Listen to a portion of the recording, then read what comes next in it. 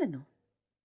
Matapos mong ipaako sa kanya ang anak mo sa iba, nagawa mo pa siyang ipakulong, ipahamak? Hey, hindi ako nagsisinungaling. Nagsiselos si Oliver. Kaya niya pinapatay si Leandro. Dahil nalaman niya, nakikipagbalikan ko kay Leandro. Dahil ako talaga mahal niya. At hindi ikaw. Tumigil ka! Dare you! Sinapal mo ako? Dahil ang kapal ng mukha mo para sabihin sa akin, ikaw ang mahal ng asawa ko. Ikaw na isang taksil, ano? Alam mo, hindi dapat tinulungan ng asawa ko ang anak mo. Dahil alam ko, hindi niya anak si Jackie. Anong sinasabi mo dyan? Anak niya, si Jackie. Kahit ano ang sabihin mo, hindi ako maniniwala. Kung gusto mo maniwala ko, maglabas ka ng ebidensya.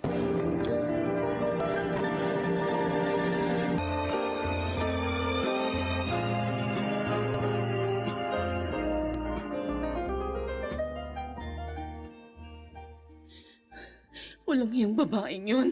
Maldita! Ay, Rosalia, sino ba kagalit mo? At bakit ka nagagalit? Nakita ko po sa mall si Geraldine. Aling Tinay. Ano? Anong yan? Inaway ka ba ng malditang yon? Nagkasagutan kami. Nasampal ko siya. Lalo nang sabihin niyang siya pal ni Oliver at hindi ako. Sira po lagi babaeng yun. Sobrang kapal pa ng mukha, Martin. Tapos sabi pa niyan, nagselos daw si Oliver dahil nakikipagbalikan siya kay Leandro. Kaya pinatayo ng asawa ko. Huwag ka maniwala sa napakasinungaling na babaeng yon. Ang laki kasi ng galit niya sa inyo eh. Kaya kahit walang kasalanan, idinian niya ang alaga ko. Pero inalikan siya ni Geraldine dun sa office niya, Aling Tinay. Kaya ayon sa pagkaalam ko, ang babaeng yon ang humalik sa kanya. At nabigla siya. Roselia, hindi taksir si Oliver. Naniniwala ako roon. Oo, huwag mo sanang hayaang malaso ng isipan mo na malditang yon.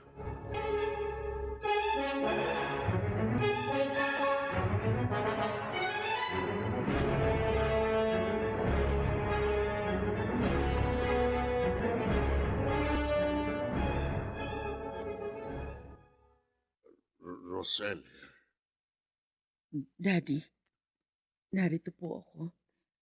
Bakit ho?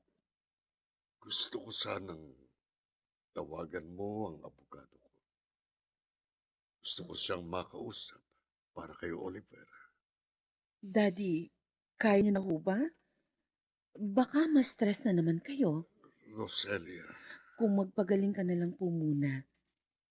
Gawin niyo na lang po yan pag nasa bahay na kayo. nag-aalala na kasi ko sa aking anak. Dad, Nasira ng pangalan niya. nauunawaan ko yun. Pero mas matutulungan niyo siya kung magaling na kayo. Kaya yun na lang po munang asikasuhin niyo, Dad.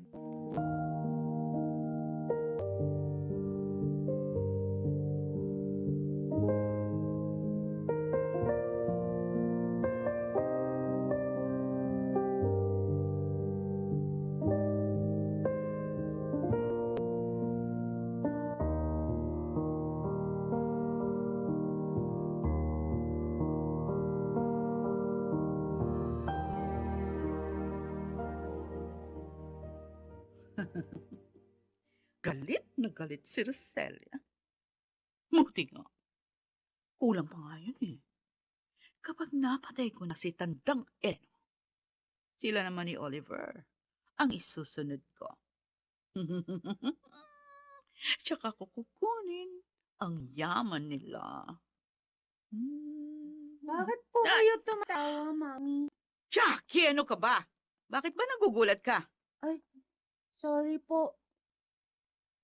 Ilang beses ko na po kasi kayong nakikitang tumatawa, nagsasalitang mag-isa. Masaya lang ako. Dahil nakikita ko na ang tagumpay ko. Tagumpay po. San, Mami? Pwede po, huwag ka na naming tanong. Sige na, iwan mo na ako.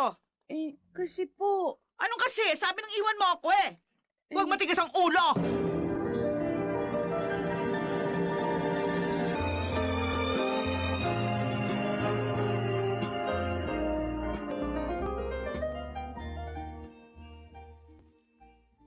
Oliver, Limel, salamat. Salamat dumating ka. sorry bro.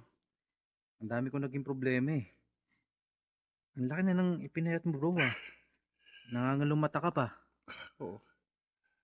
Napakahirap ng buhay dito. Si Daddy nga pala, kumusta na siya? Nabanggit sa akin ni Aling Tina yung nangyari sa kanya. Awa ng Diyos. Nakabas na siya ng ospital. Yun ang sabi ni Roselia. Oh, God, salamat po. Hindi mo po kinuha sa akin ang tatay ko. Kaya konting tiis na lang. Makakalaya ka na rin dito.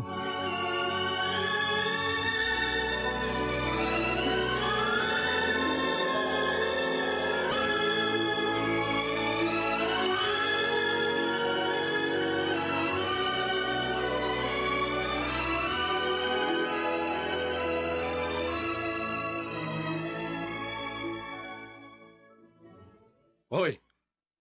Sandali nga. Ako ba? Natural! Ikaw nga! Anong klaseng doktor ka ba? Bakit ganyan ka? Bobo! Hindi marunong umintindi. Ano bang kailangan mo? Bigyan mo nga ako ng dala mong pagkain. Eh! Bakit ko gagawin yun? Ba? Lumalaban ka na! Ano? Ha? Palaban ka na! Ha?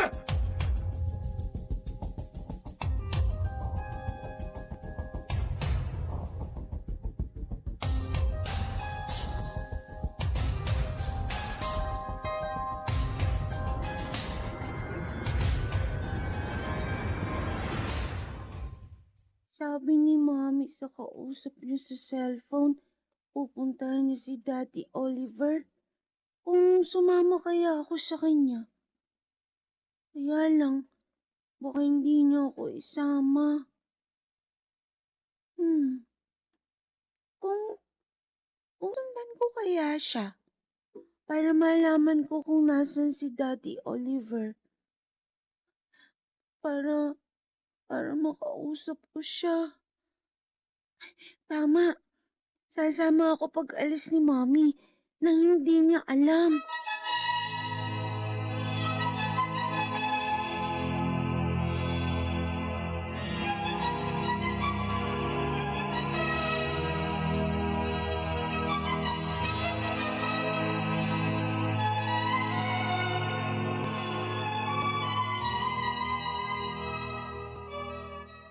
Oh,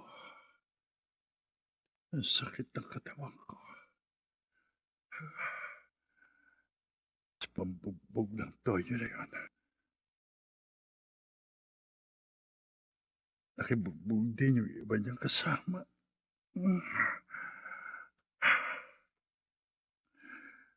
Bakit ko pa sinapit ito? Ano bang pagkakasala ko? At sinapit ko ito. Makalalaya pa ba ako sa daigdig na ito ng kadiliman?